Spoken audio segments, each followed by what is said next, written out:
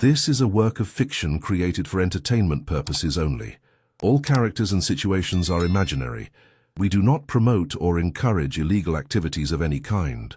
The pregnancy test fell from Isabelle's trembling fingers, clattering against the marble floor of the bathroom she'd called home for 2 years. 8 weeks pregnant. The timing couldn't have been more perfect or more devastating. Downstairs she could hear Anthony's voice raised in anger, Soraya's sultry laugh echoing through their penthouse like poison. "She's been selling our secrets to the feds, Amor. I have proof." Isabelle's heart shattered as she heard her husband's sharp intake of breath. After tonight, she would either be celebrating the news of their first child together, or she would be dead. Because Anthony Romano had never shown mercy to traitors, and thanks to his mistress's lies, he now believed his pregnant wife was the greatest betrayer of all.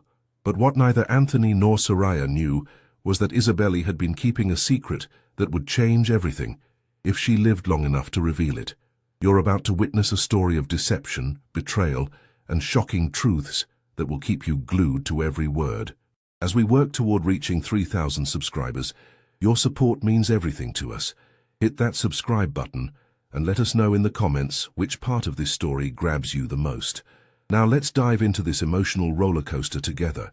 6 months earlier, Isabelle Romano had thought she was living a fairy tale. Married to one of Chicago's most powerful men, she lived in a world of luxury that still felt surreal after 2 years. The penthouse overlooking Lake Michigan, the designer clothes, the staff who anticipated her every need. It was everything a girl from the South Side could never have imagined. But lately, the fairy tale was turning into a nightmare. It started with little things.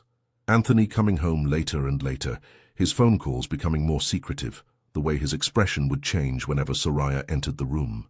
His personal assistant had been with his organization for 3 years, a stunning Brazilian woman whose efficiency was matched only by her ability to make Isabelle feel invisible in her own home. "Mrs. Romano," Soraya had said just that morning, her accent making even respectful words sound condescending. "Anthony asked me to remind you about the charity gala tonight. He wants you to wear the red dress, the one that flatters your figure." The way she'd said "flatters your figure" made it sound like Isabelle needed all the help she could get.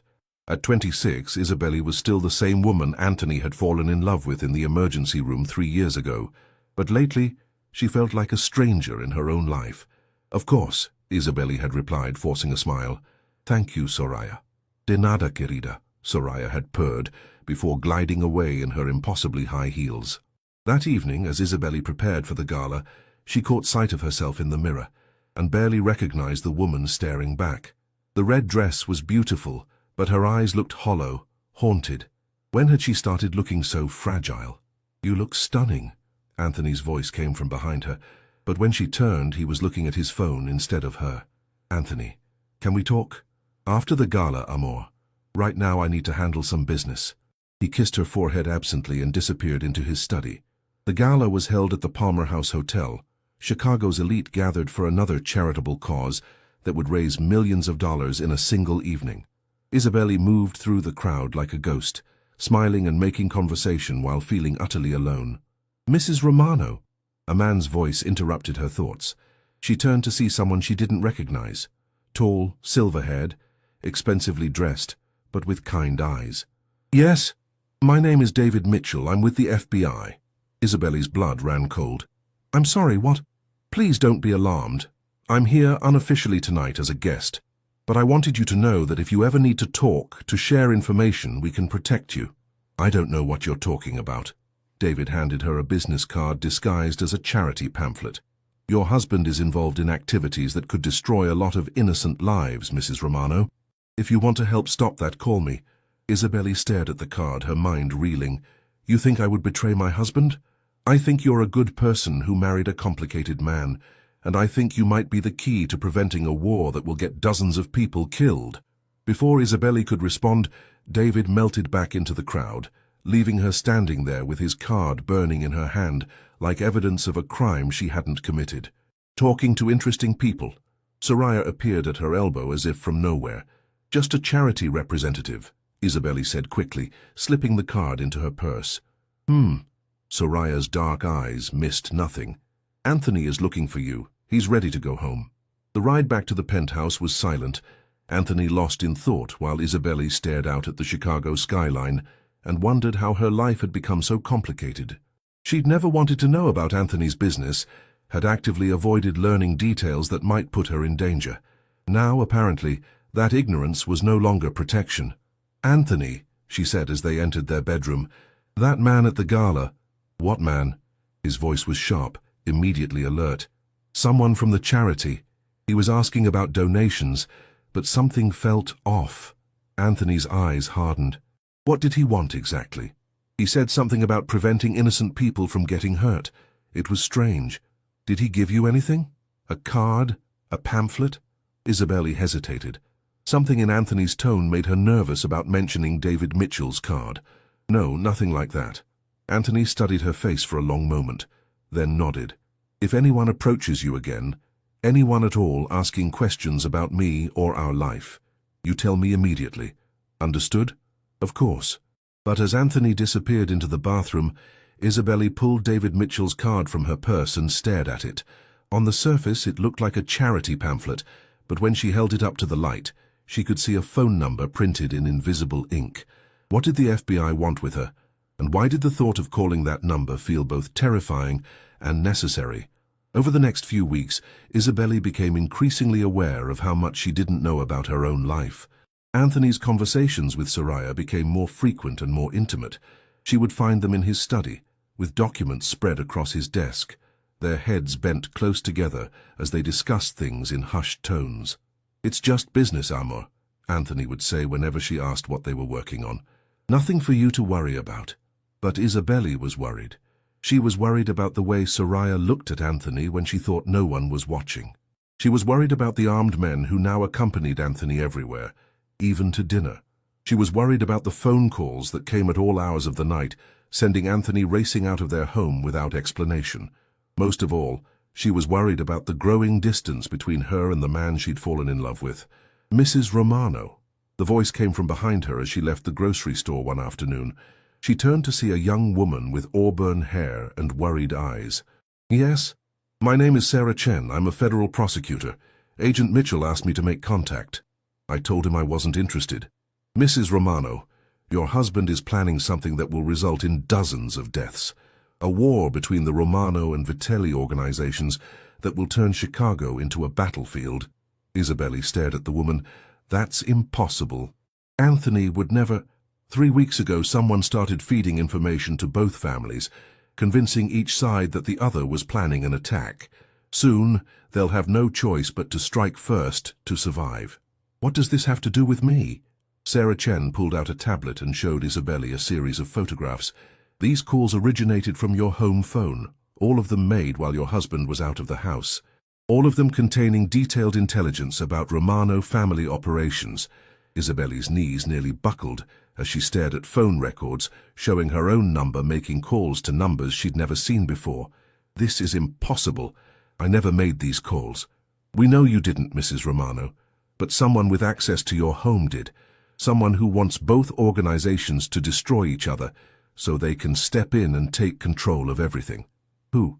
"We have our suspicions, but we need proof.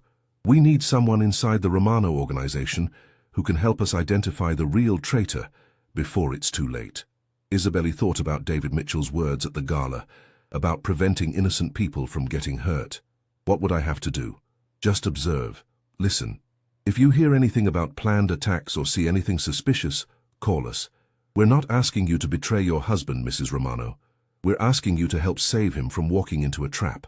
That night, as Isabelle lay in bed beside Anthony, she thought about the federal agent's words. Someone was using her phone line to start a war, someone with access to her home, her personal information, her most private spaces, someone who wanted Anthony to believe his wife was the traitor. As if summoned by her thoughts, Anthony's phone rang. He answered on the first ring, his voice immediately alert. "What do you have for me, Soraya?" Isabelle's blood ran cold. Why was Soraya calling Anthony at midnight? And why did she sound like she was crying? "Slow down," Anthony said, sitting up in bed. "Someone broke into your apartment. Are you hurt?" Isabelle listened as Anthony arranged for Soraya to come to their penthouse for safety. Within an hour, his assistant was in their living room, tears streaming down her face as she described a terrifying break-in that had left her too frightened to stay alone. "You can take the guest room," Anthony said gently. "You'll be safe here." As Soraya settled into their home, Isabelle couldn't shake the feeling that this was all somehow part of a larger plan.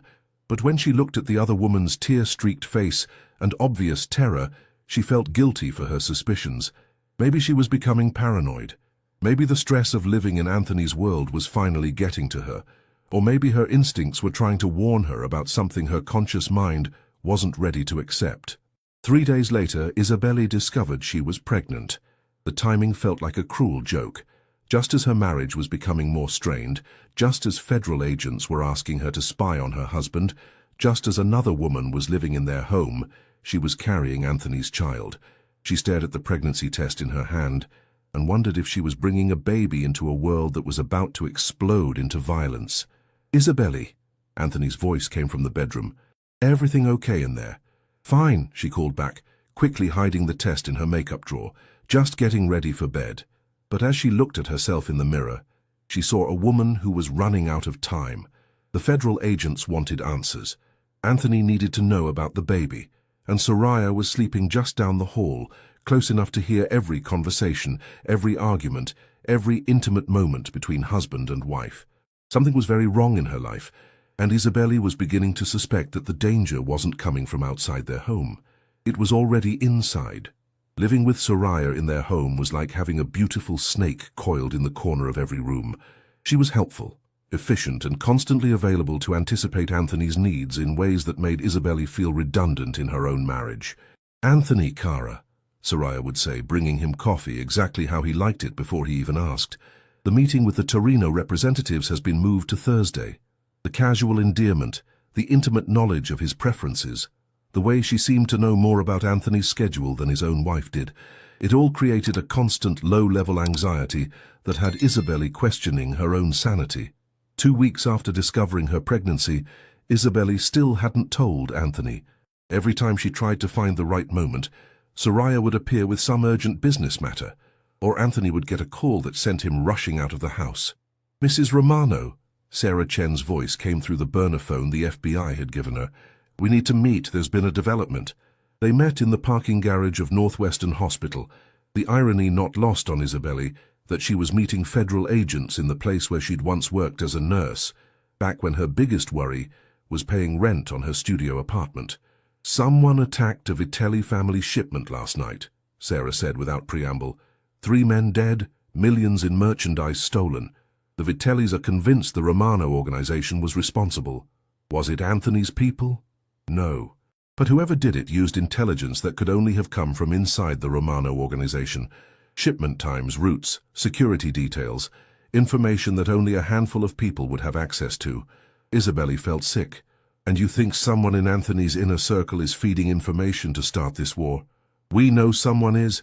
The question is whether your husband is aware of the betrayal or if he's being manipulated like everyone else. Anthony would never authorize an attack that would start a war. He's always said that open conflict is bad for business.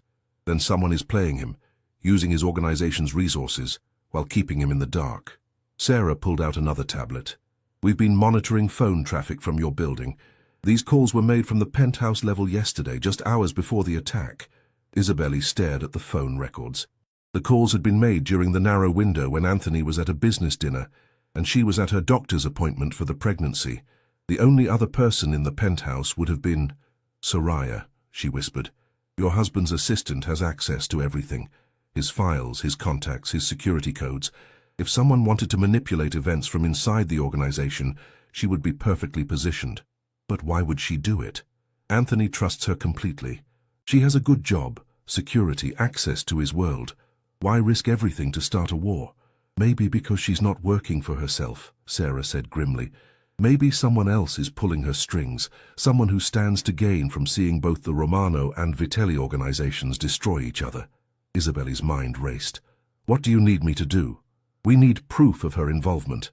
Audio recordings, documents, anything that proves she's been feeding intelligence to outside sources. And if I can't get proof, then in less than a week, Chicago is going to become a war zone. The Vitellis are already mobilizing for retaliation. Your husband will have no choice but to respond with force. And once that starts..." Sarah didn't need to finish the sentence. That evening, Isabelle returned home to find Anthony and Soraya in his study, their conversation intense and urgent. "Can't be a coincidence," Anthony was saying. "3 hits in 2 days, all of them targeting our most secure operations. Someone is feeding them information," Soraya replied, her voice filled with what sounded like genuine concern. "Someone close to us. Someone who knows our protocols." Isabelle stood in the doorway, watching her husband's face grow darker with each word. "Is everything okay?" Anthony looked up, and for a moment she saw something in his expression that made her blood run cold. Suspicion, not of Soraya, but of her. "Just business troubles," he said carefully. "Nothing for you to worry about." "Anthony, if something's wrong, I want to help." "The best way you can help," Soraya interrupted gently, "is by staying out of dangerous situations. These are complicated times." The dismissal was polite but absolute. Isabelle was being shut out of her husband's crisis, relegated to the role of fragile wife who couldn't be trusted with important information. "Of course," Isabelle said quietly. "I'll be upstairs if you need me." As she climbed the stairs, she could hear Soraya's voice, soft and soothing. "She's been acting strangely lately, hasn't she? More secretive, asking more questions about your business." Isabelle's hand froze on the banister. Soraya was planting seeds of suspicion about her, slowly poisoning Anthony's mind against his own wife. "Isabelle's always been curious," Anthony's voice was defensive, but there was uncertainty in it. "She just worries about me." "Of course she does. I just think perhaps it would be wise to be more careful about what conversations happen where she might overhear them." The implication was clear. Isabelle couldn't be trusted with sensitive information. Her own husband was being convinced to treat her like a security risk. That night, as Anthony slept beside her, Isabelle stared at the ceiling and realized she was completely alone. The federal agents wanted her to spy on her husband. Anthony was beginning to see her as a threat, and Soraya was orchestrating it all with surgical precision. She placed her hand on her still flat stomach and whispered a promise to her unborn child. "I'm going to protect you. I'm going to protect all of us, whatever it takes." The next morning, Isabelle made a decision that would either save her marriage or destroy it completely. She was going to find proof of Soraya's betrayal, even if it meant betraying Anthony's trust to do it. While Anthony was at a business meeting and Soraya was running errands, Isabelle used the security code she'd memorized to enter Anthony's study. His computer was password protected, but she knew Anthony well enough to guess the combination: their wedding date. The files she found made her blood run cold. Detailed plans for retaliation against the Vitelli family, shipping schedules for sensitive cargo, security protocols for their most important operations. Everything an enemy would need to destroy the Romano organization from within. But what terrified her most were the files labeled with her own name. Isabelle Romano, Security Assessment, contained a detailed analysis of her daily routine, her personal relationships, her access to Anthony's private information. According to the document, she was considered a potential intelligence leak due to her civilian background and possible federal contacts. Someone had been building a case against her for months, documenting every time she asked about Anthony's business, every phone call she made, every time she left the house without accounting for her whereabouts. The final entry in the file was dated yesterday. "Subject may be compromised. Recommend immediate isolation and interrogation." Isabelle's hands shook as she photographed the documents with the phone Sarah Chen had given her. Anthony wasn't just suspicious of her. Someone had convinced him she was an active threat to his organization. "Finding everything you need?" Isabelle spun around to find Soraya standing in the doorway, her expression no longer the helpful assistant, but something cold and calculating. "I was looking for a pen," Isabelle said weakly. "In Anthony's computer files." Soraya stepped into the room and closed the door behind her. "I don't think so, querida." The endearment sounded like a curse. Isabelle backed against the desk, her heart pounding. "You know, I almost admired your persistence," Soraya continued conversationally. "Even as Anthony began to suspect you, you kept trying to prove your innocence. It was quite touching. You're the one feeding information to the Vitellis. You're the one trying to start a war." "Am I?" Soraya smiled, and it was the most terrifying expression Isabelle had ever seen. "Or am I just a loyal assistant who discovered her boss's wife was selling secrets to federal agents?" "That's not true." "Isn't it? Then what's this?" Soraya pulled out a phone and played a recording. Isabelle's voice filled the room. I need more time. Anthony doesn't suspect anything yet, but if he finds out about our arrangement, we're both dead. The voice was hers, but the words weren't. Somehow Soraya had created a conversation that never happened, using clips of Isabelle's voice to manufacture evidence of betrayal. Voice synthesis technology is remarkable these days, Soraya said casually. A few hours of recorded conversations, and you can make anyone say anything. Anthony will never believe, won't he? His wife, asking suspicious questions, meeting with strangers at public events, making unexplained phone calls. And now I've caught you going through his private files. Soraya shook her head sadly. Poor Anthony. He loved you so much and you broke his heart. Isabelle realized with growing horror that she'd walked into a trap. By trying to find evidence against Soraya, she'd given the other woman exactly what she needed to destroy her. Why? She whispered. Why do this? Because Anthony Romano represents the old way of doing business. Honor codes, family loyalty, avoiding unnecessary violence. There are people who want a new kind of leadership in Chicago. Someone more flexible in their methods. Who? You'll never live long enough for that to matter, Soraya said, pulling a gun from her purse. But don't worry, querida. Your death will serve a greater purpose. When Anthony finds your body next to evidence of your federal cooperation, it will push him over the edge. The war with the Vitellis will become personal, and both organizations will tear each other apart. Anthony will never forgive himself if he kills his own wife. Oh, but he won't be the one to kill you, Soraya smiled again. The Vitellis will. At least that's what the evidence will show. Anthony will find you dead with a note confessing your betrayal and explaining that you tried to back out of your deal. The Vitellis killed you to keep you quiet. Isabelle's mind raced, looking for any way out. Soraya, I'm pregnant. The other woman's smile faltered for just a moment. What? I'm 8 weeks pregnant with Anthony's child. If you kill me, you'll be killing an innocent baby. For a heartbeat, Isabelle thought she saw uncertainty in Soraya's eyes. Then the cold calculation returned. Even better, she said softly. When Anthony learns he lost both his wife and his unborn child because of his enemies, he'll become exactly the kind of leader we need. Ruthless, vengeful, destructive. Isabelle closed her eyes and prepared to die, thinking of the pregnancy test hidden in her makeup drawer, of the life growing inside her that would never know its father's love.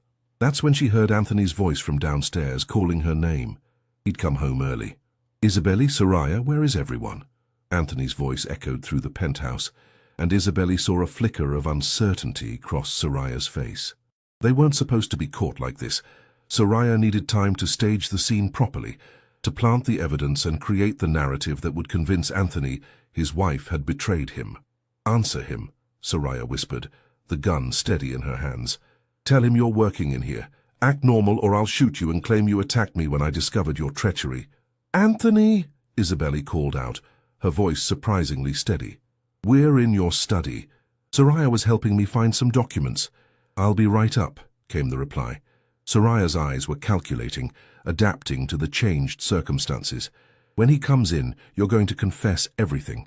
You'll tell him about your meetings with federal agents, about the information you've been passing along. Make it convincing or I'll put a bullet in him too, and claim the Vitellis infiltrated our home. Footsteps on the stairs. Anthony was coming, and Isabelle realized this might be her only chance to save both their lives. She thought about the pregnancy, about the future they could have if she could just find a way to expose Soraya's lies. Anthony, she called out suddenly. Don't come in here, it's a trap. Soraya's face contorted with rage. You stupid. The study door burst open, and Anthony appeared with his gun drawn, his eyes immediately taking in the scene, his wife backed against his desk, his trusted assistant pointing a weapon at her. Soraya? His voice was confused, disbelieving. What the hell is going on? Thank God you're here, Soraya said, her voice instantly transforming into distressed relief. I caught her going through your files. When I confronted her, she attacked me. I was defending myself. Anthony's eyes moved between the two women, his gun trained on Soraya but uncertainty clear in his expression. Isabelle? She's been setting me up, Anthony. She's the one feeding information to your enemies. She's the one trying to start a war between you and the Vitellis. She's lying, Soraya said desperately. Anthony, I have proof of her betrayal. Recordings, phone calls, evidence that she's been working with federal agents. Isabelle could see Anthony wavering, torn between his love for his wife and years of trust in his assistant. This was the moment everything would be decided. "Anthony," she said softly, "I'm pregnant."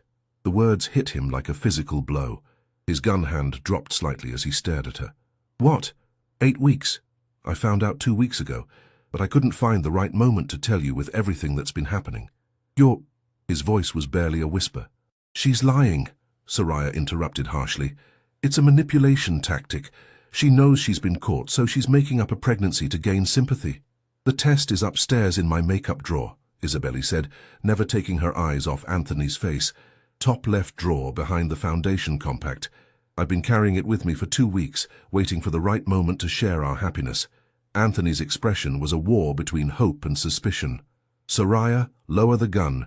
"Anthony, please think about this logically. She was going through your private files. She had no legitimate reason to be in here. Lower the gun." Soraya's facade was cracking, desperation creeping into her voice. "She's been meeting with federal agents. I have recordings of her agreeing to spy on you." "Show me," Anthony said quietly. Soraya fumbled with her phone, playing the synthesized recording of Isabelle's voice. But as the conversation played, Anthony's expression grew colder. "That's interesting," he said when the recording finished. "Because yesterday you told me that Isabelle said she needed more time to process everything when I asked her about starting a family. Those are the exact words you claimed she used." Isabelle felt a spark of hope. Anthony was analyzing the recording with the sharp intelligence that had made him one of Chicago's most successful leaders. "I don't understand what you mean," Soraya said, but her voice was shaking now. "The words 'I need more time' appear in this recording, supposedly said to federal agents. But according to you, she said the same phrase to me about having children. Either you're lying about one of these conversations, or this recording has been doctored using pieces of conversations you overheard in our home." Soraya's gun hand was trembling now. "Anthony, you have to believe me. I also find it interesting," Anthony continued, his voice deadly calm, "that every piece of evidence against my wife comes from you. The suspicious phone calls you reported, the behavioral changes you noticed, the federal contacts you discovered. You've been the sole source of intelligence about Isabelle's alleged betrayal. Because I pay attention, because I care about protecting you, or because you're the actual traitor and you've been systematically building a case against my wife to cover your tracks." The accusation hung in the air like a loaded weapon. Soraya's mask finally fell away completely, revealing the cold calculation beneath. "You're making a mistake, Anthony," she said, her accent becoming thicker as her control slipped. "I've been loyal to you for 3 years. I've given you everything. My expertise, my dedication, my body when you needed comfort." Isabelle felt like she'd been slapped. "Anthony?" "It meant nothing," he said quickly, but she could see the guilt in his eyes. "It was one night, months ago, when we thought we were losing everything. It was a mistake." "Was it?" Soraya laughed bitterly. "Because you didn't seem to think it was a mistake when you told me you loved me." "I never said that." "No? Then what about this?" Soraya pulled out her phone again and played another recording. This time it was unmistakably Anthony's voice. "I love you. You mean everything to me." Isabelle's heart shattered as she heard her husband's voice declaring love for another woman. But Anthony was shaking his head. "That's from the night I proposed to Isabelle," he said quietly. "I called you to help me arrange the proposal dinner. You must have recorded that conversation and edited it." "You're grasping at straws." "Play it again," Anthony ordered. "But this time listen to the background noise." Soraya played the recording again, and this time Isabelle could hear it too. The distinctive sound of the fountain in Millennium Park. Anthony had proposed to her there on a rainy evening in April. "You recorded a conversation where I was talking about my wife," Anthony said, his voice filled with disgust. "You took words meant for her and tried to use them to manipulate me." Soraya's composure finally cracked completely. "She doesn't deserve you," she screamed. "She's weak, naive, useless. She doesn't understand your world, your power, what you could become, what I could become. Without her holding you back, you could be more than just another crime boss. You could control everything, the docks, the politicians, the entire city, but she makes you soft, makes you think about consequences and collateral damage." Anthony's eyes hardened as understanding dawned. "Someone's been feeding you ideas, haven't they? Someone who wants me to become more aggressive, more violent. Who is it, Soraya? Who's really behind this?" It doesn't matter now, she snarled, raising the gun toward Isabelle again. She's seen too much, heard too much. Even if you don't believe me about the federal agents, you can't let her live knowing what she knows. What she knows is that you're a traitor and a liar, Anthony said, his own gun now trained directly on Soraya. Drop the weapon now. If I'm going down, I'm taking her with me, Soraya said, her finger tightening on the trigger. That's when Isabelle remembered the documents she'd photographed, the evidence that could prove everything. Anthony, check your computer. Look at the file labeled with my name. Anthony kept his gun trained on Soraya while reaching for his computer mouse. The file opened, revealing the detailed surveillance report on Isabelle, complete with recommendations for her elimination. You've been building a case against my wife for months, he said, his voice deadly quiet, documenting her movements, analyzing her behavior, marking her as a security threat, because she is a threat. She's always been a threat to what we could accomplish together. We? Anthony's voice was ice. There is no we, Soraya, there never was. There could have been. If she hadn't been in the way, if you'd been able to see what I was offering you. Isabelle watched her husband's face as the full scope of Soraya's obsession became clear. The woman hadn't just been trying to eliminate her as a security risk. She'd been trying to eliminate her as competition for Anthony's affection. You never loved me, Anthony said, and it wasn't a question. You loved what you thought I could become. You wanted to mold me into some version of a leader that suited your ambitions. I wanted to help you reach your potential. You wanted to turn me into a monster. Soraya's face twisted with rage and desperation. She's made you weak. Before her, you would have done whatever was necessary to protect your interests. Before her, Anthony said quietly, I was becoming exactly the kind of man you wanted. Ruthless, paranoid, isolated. She saved me from that, Soraya. She made me remember what it means to love something more than power. Then you're both fools, Soraya spat, and you deserve what's coming. She started to turn the gun toward Isabelle again, but Anthony was faster. The single shot echoed through the study like thunder.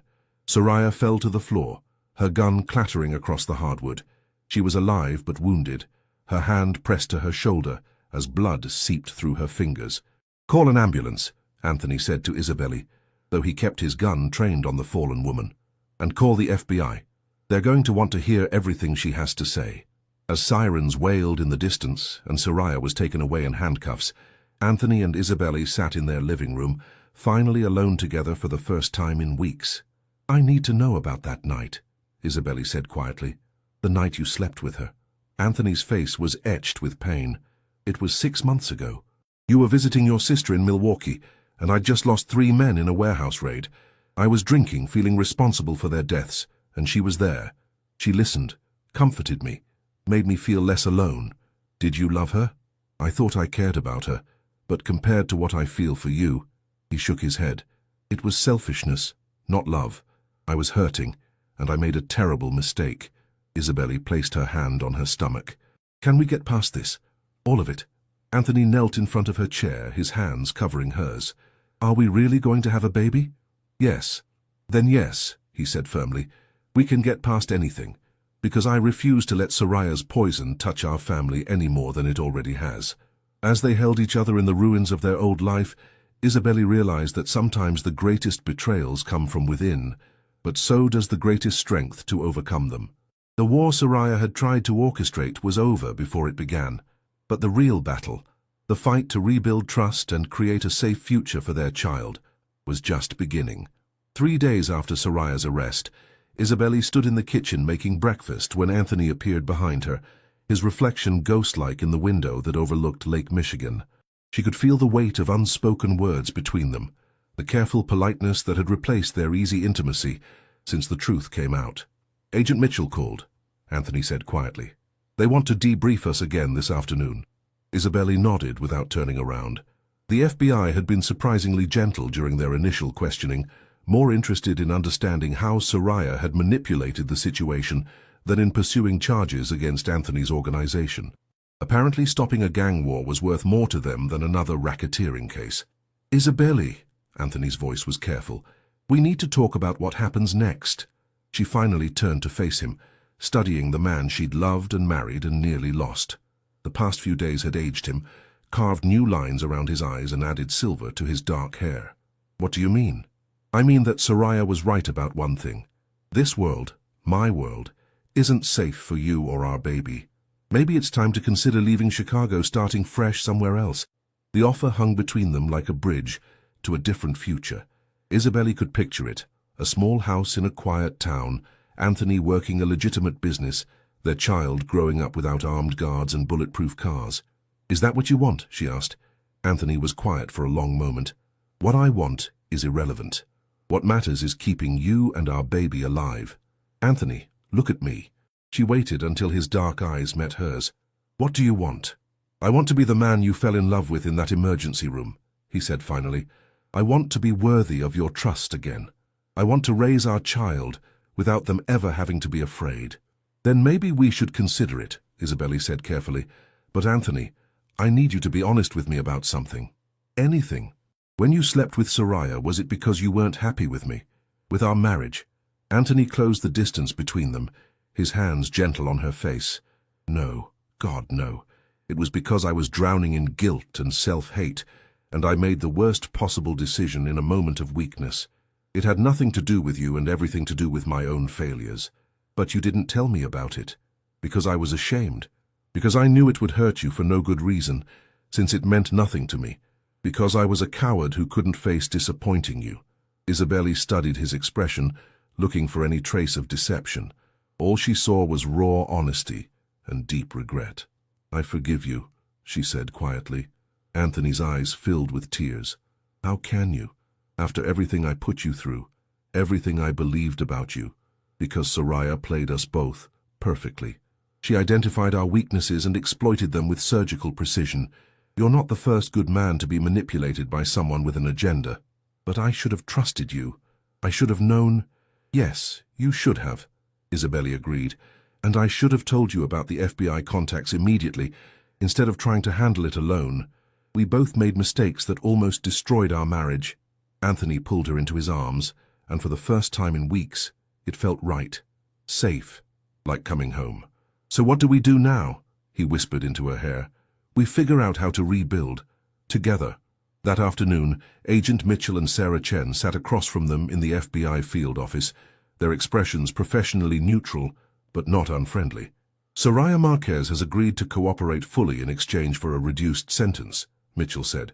"What she's told us is illuminating." He opened a folder and spread several photographs across the table. Isabelle recognized some of the faces, men who had attended social events at their penthouse, business associates she'd met briefly at restaurants and galas. "The Torino Coalition," Mitchell continued, "named after Vincent Torino, Anthony's former lieutenant who disappeared 2 years ago after being expelled from your organization." Anthony's face darkened. "Vincent's alive?" "Very much so, and very interested in revenge. He's been building a network of disgruntled former associates from various Chicago families, all united by their desire to see the established organizations burn." Sarah Chen leaned forward. "Soraya was recruited 18 months ago when she was visiting family in São Paulo. Torino's people identified her as having access to your inner circle and systematically turned her against you." "But why target my wife?" Anthony's voice was hard. "Why not just try to kill me directly?" "Because killing you would have made you a martyr," Mitchell explained. "Your organization would have regrouped under new leadership and continued operating. But destroying your marriage, turning you against your wife, making you believe she betrayed you, that would have broken something fundamental in your character." Isabelle felt sick as the scope of the manipulation became clear. They wanted to turn him into someone else. Exactly. Someone paranoid, isolated, vengeful. Someone who would make increasingly violent decisions that would destabilize the entire power structure in Chicago. Anthony stared at the photographs. "How many others are there?" "Torino's coalition has members in 6 different organizations across the city. They've been playing everyone against each other for months, feeding information and disinformation to create conflicts." "What happens now?" Isabelle asked. Mitchell and Chen exchanged glances. "That depends on you, Mr. Romano. We can offer you a deal. Full immunity for your cooperation in dismantling the Torino coalition. In exchange, you help us identify their other operatives and testify against Vincent Torino when we bring him to trial. And after that? After that, you're free to make your own choices about your future." Anthony was quiet for a long moment, his hand finding Isabelle's across the table. What kind of timeline are we talking about? 6 months, maybe 8. Long enough for us to build solid cases against the key players. And protection for my wife? Complete witness protection protocols, new identities, relocation assistance, whatever you need to stay safe. Anthony looked at Isabelle, a question in his eyes. It's your decision, she said quietly. But I think Vincent Torino has hurt enough innocent people. All right, Anthony said finally. We'll do it. As they walked out of the FBI building into the Chicago evening, Isabelle felt something she hadn't experienced in months. Hope for the future. Are you sure about this? She asked as they got into Anthony's car. I'm sure that I want our child to grow up in a world where people like Vincent Torino can't manipulate innocent people for revenge, Anthony replied. I'm sure that I want to be someone our baby can be proud of. And after it's over, after Vincent is in prison and we're free to choose our own future, Anthony started the car, but didn't put it in gear. Instead, he turned to look at her, his expression serious. I want to leave this world behind, Isabelle. All of it. I want to find some place quiet where we can raise our children and I can build something legitimate with my own hands. Children? Plural? Anthony smiled for the first time in days. Well, assuming you want more than one. Assuming you still want any of this with me at all. Isabelle reached over and took his hand. I want all of it. The quiet life, the children, the chance to be normal people who don't need bodyguards and bulletproof cars. It won't be easy. I don't know how to be anyone other than who I've been for the past 15 years. Then we'll figure it out together, one day at a time. As Anthony drove them home through the streets of Chicago, Isabelle placed her hand on her still small bump and imagined a different future, a house with a white picket fence, Anthony coaching Little League baseball, family barbecues where the biggest worry was whether they'd remembered to buy enough hamburger buns. It seemed impossible, this normal life they were planning. But then again, 6 months ago, she never would have believed that her marriage could survive what they'd been through. Sometimes she realized the most extraordinary thing you could do was choose to be ordinary, to love simply, trust completely, and build a life based on truth instead of fear. And sometimes that was enough to save everything that mattered. 8 months later, Isabelle stood in the kitchen of a small house in Boulder, Colorado, watching her husband teach their 3-month-old daughter Isabella how to help him make pancakes. The baby was strapped to his chest in a carrier, her tiny hands waving as Anthony narrated his cooking process in the gentle voice she'd fallen in love with years ago in a Chicago emergency room. Now we add the vanilla, Principessa, he murmured to the baby. Just a little bit like your mama taught me.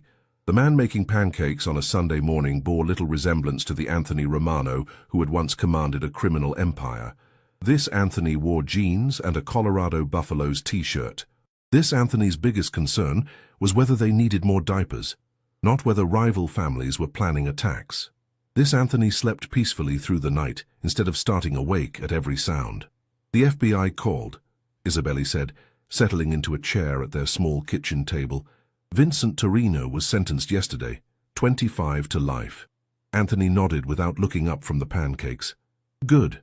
Maybe now his victims' families can find some peace.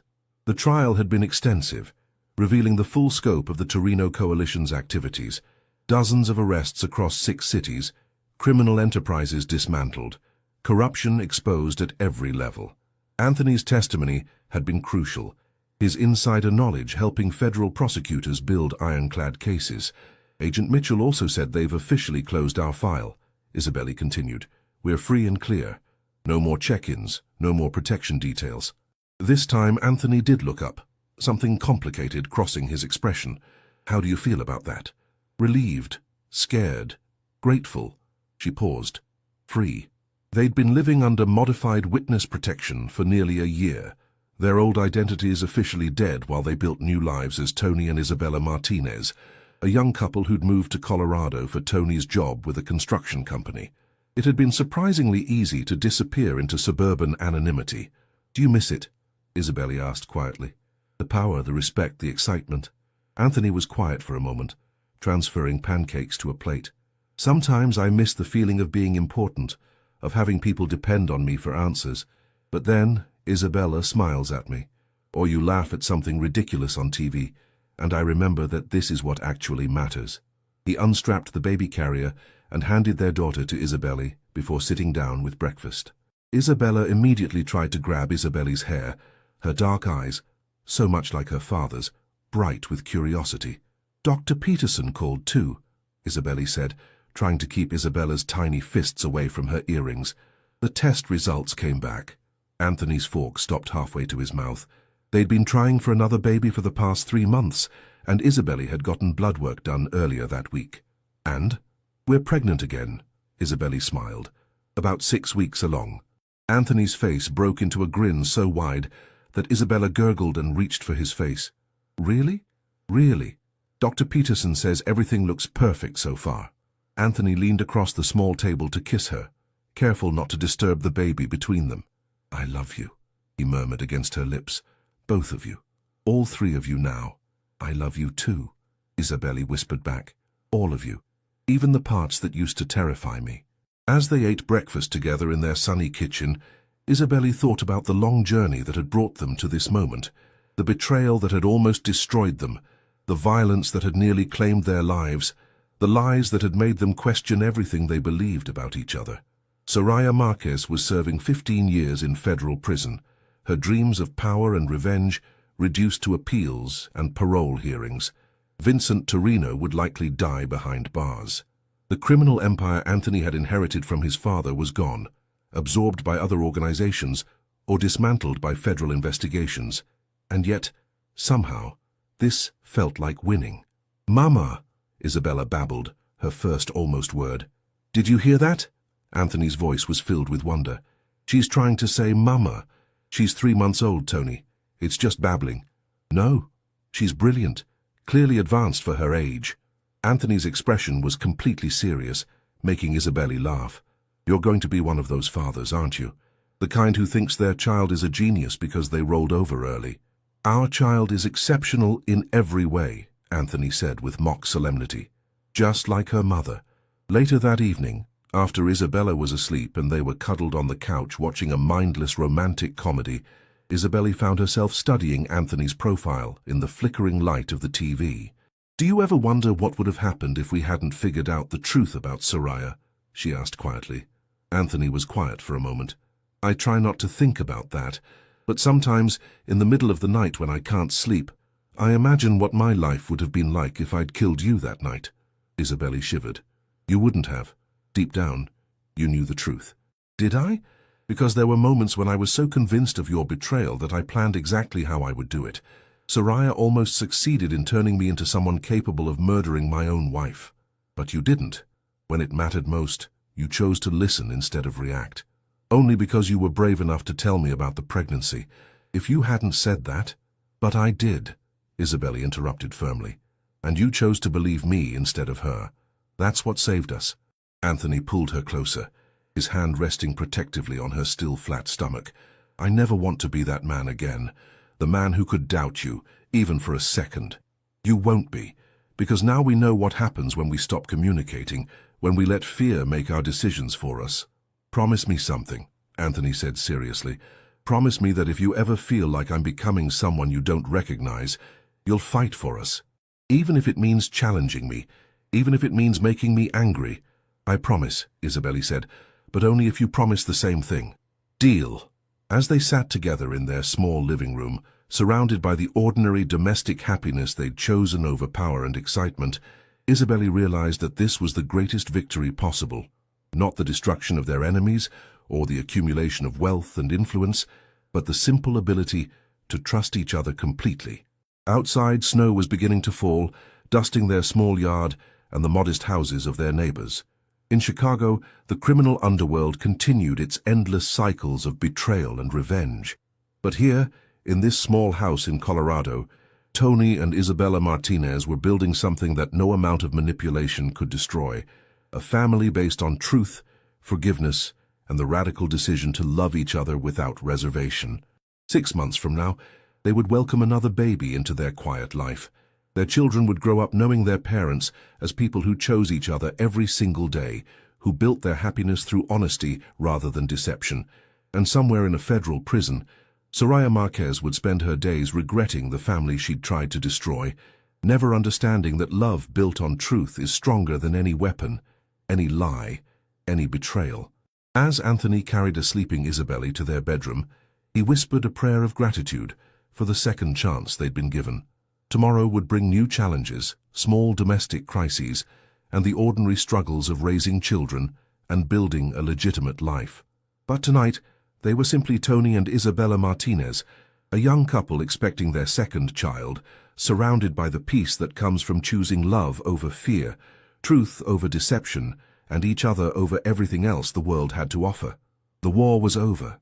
The lies had been exposed, and the only battle that remained was the joyful struggle of creating a life worthy of the love they'd fought so hard to preserve. 5 years later, Isabella Martinez stood in the backyard of their larger house in the suburbs of Boulder, watching her husband push their daughter Isabella on the swing set while their son Michael played in the sandbox nearby. At 4 years old, Isabella had inherited her father's intensity and her mother's compassion, while 2-year-old Michael was pure sunshine and laughter. "Higher, Daddy," Isabella demanded, her dark curls flying. "Any higher and you'll fly away, Principessa." Tony laughed, but he pushed the swing a little harder. Isabella placed her hand on her rounded belly, where their third child was growing strong and healthy. This pregnancy had been easier than the others, perhaps because she was no longer carrying the weight of secrets and fear. "Mrs. Martinez," their neighbor Sarah called over the fence. "The adoption papers came through. We're officially Michael and Emma's parents." Isabella smiled warmly. The Hendersons had been trying to adopt for 3 years, and their joy was infectious. "Congratulations, we should celebrate. Barbecue this weekend?" "That sounds perfect." This was the life they'd built. Neighborhood barbecues, PTA meetings, little league games, and the comfortable routines of suburban parenthood. Tony now owned a successful construction company that employed 37 people and had never once bent a single law. Isabella worked part-time as a school nurse, using her medical training to help children instead of treating gunshot wounds in emergency rooms. "Mama, look!" Michael toddled over with a dandelion he'd picked from the grass. "Flower for baby." He placed the wilted flower gently on Isabella's belly, his small face serious with concentration. "Thank you, sweetheart," she said, kissing his forehead. "I'm sure the baby loves it." "Baby sister?" Michael asked hopefully. He'd been asking for a sister for months, convinced that Isabella needed someone on her team to balance out the boys in the family. "We'll find out soon," Isabella promised. That evening, after the children were asleep and they were cleaning up the dinner dishes, Tony wrapped his arms around Isabella from behind, his hands resting on her pregnant belly. "Dr. Chen called today," he said quietly. "The baby's healthy. Everything looks perfect. And it's a girl." Isabella leaned back against his chest, smiling. "Michael's going to be so excited. He's been planning what to teach his sister for weeks. What should we name her?" They'd been discussing names for months without reaching a decision. Isabella had been named for Isabella's grandmother, and Michael for Tony's grandfather. This baby needed her own special meaning. "What about Hope?" Isabella suggested, "because she represents everything we hope for our future." Tony was quiet for a moment. "Hope Martinez. I like it." As they stood together in their kitchen, surrounded by evidence of their ordinary, extraordinary life, Isabella thought about the path that had brought them here, the betrayals that had nearly destroyed them, the lies that had made them doubt everything they thought they knew about love, the violence that had almost claimed their lives. All of it had led to this moment, a quiet evening in suburban Colorado, planning the name for their third child while their other children slept safely upstairs. "Do you ever regret it?" she asked quietly. "Leaving everything behind?" "Never," Tony said without hesitation. "This life, this family, this peace, it's worth more than any amount of power or money. Even when you're dealing with contractors who don't show up on time and customers who want to renegotiate after the work is finished." Tony laughed. "Even then, those problems have solutions that don't involve violence or moral compromise. I sleep better knowing that my biggest worry is whether we ordered enough lumber for the Henderson project." Isabella turned in his arms, studying the face that had become more handsome to her with each passing year. The lines around his eyes were from laughter now instead of stress. The silver in his hair spoke of quiet contentment rather than constant vigilance. "I love you, Tony Martinez," she said softly. "I love you too, Isabella Martinez," he replied. "Forever and always." Outside their window, snow was beginning to fall again, blanketing their neighborhood in pristine white. In Chicago, the criminal underworld continued its endless dance of power and betrayal. But here in their small corner of Colorado, the Martinez family was living proof that sometimes the greatest victory is simply choosing to love each other without reservation, to build something beautiful from the ashes of what came before. Their children would grow up knowing their parents as people who chose truth over deception, love over fear, and each other over everything else the world had to offer. They would learn that real strength comes not from controlling others, but from building a life worth protecting. And somewhere, in the records of the Chicago Police Department, the files on Anthony Romano and Isabelle Romano remained closed, their subjects officially deceased. In their place lived Tony and Isabella Martinez, parents of 3 beautiful children, members of the Sunset Ridge Elementary PTA, and living proof that sometimes the most radical thing you can do is choose to be ordinary.